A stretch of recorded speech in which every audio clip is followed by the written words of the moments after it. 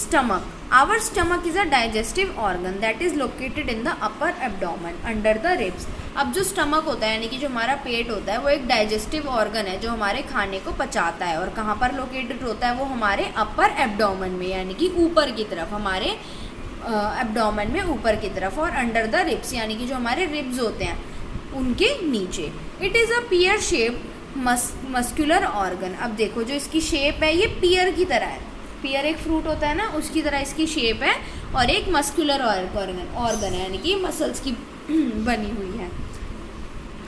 Where the food particles are broken down and are mix with some digestive juices. जहाँ पर जो हमारा खाना होता है उसको छोटे छोटे टुकड़ों में तोड़ा जाता है और उसके अंदर डाइजेस्टिव जूसेस यानी कि जो हमारा जो हमारा स्टमक में जो डाइजेस्टिव जूसेस होते हैं उससे मिक्स करा जाता है.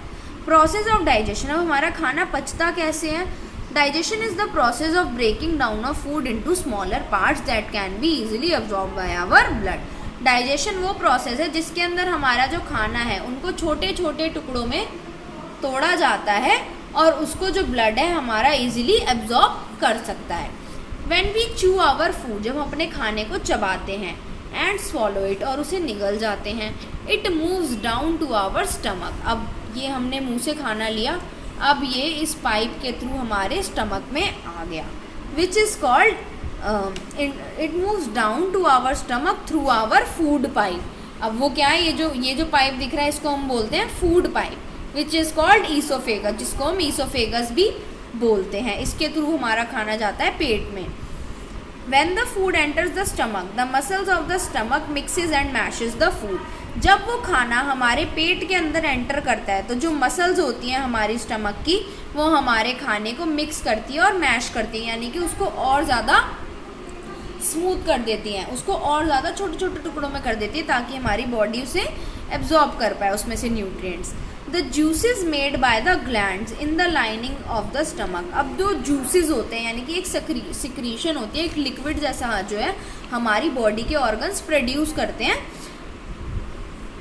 यानी कि जो हमारी स्टमक की लाइनिंग होती है वो प्रोड्यूस करती है, वो हेल्प करती है to digest the food partially. वो हमारे खाने को थोड़ा सा पचाने में मदद करती है. After that food moves into the small intestine. उसके बाद जो होता है हमारा खाना होता है स्मॉल इंटेस्टाइन में जाता है यानी कि ये वाले पार्ट में जाता है. वेयर डाइजेशन कॉन्टिन्यूज, जहाँ पे डाइजेशन आगे बढ़ती है यानी कि खाने को आगे डाइजेस्ट होने का प्रोसेस बढ़ता है. एंड कम्प्लीट्स, अब वहाँ पे और जहाँ पर हमारी डाइजेशन कंप्लीट होती है. Finally the blood absorbs the nutrients from the digested food through the walls of the small intestine.